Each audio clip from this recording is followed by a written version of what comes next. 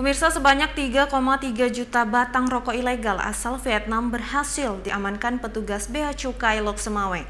Petugas juga mengamankan 3 tersangka untuk menjalani pemeriksaan.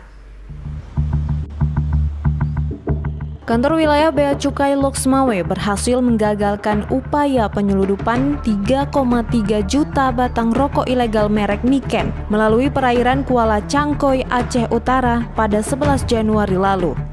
Rokok tanpa pita cukai yang diketahui berasal dari negara Vietnam itu diamankan di kantor Bea Cukai Lok Semawe. Kepala Kantor Bea Cukai Lok Semawe, Muhammad Munif, menyampaikan penindakan barang ilegal tersebut bermula dari laporan petugas lapangan yang mencurigai adanya kapal nelayan yang mengangkut rokok ilegal.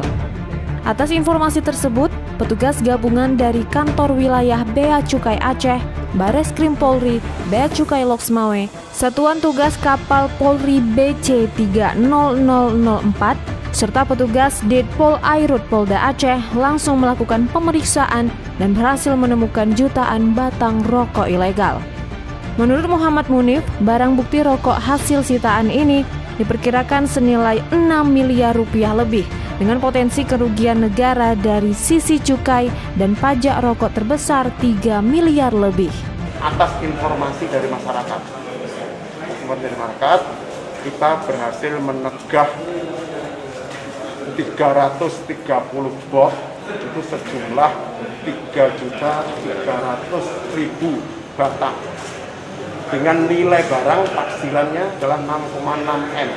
Potensi kerugian negara dari sisi cukai dan pajak rokok adalah 3,5 M. Selain mengamankan jutaan batang rokok ilegal, petugas juga berhasil mengamankan 3 orang beserta barang bukti kapal yang digunakan untuk mengangkut rokok ilegal tersebut.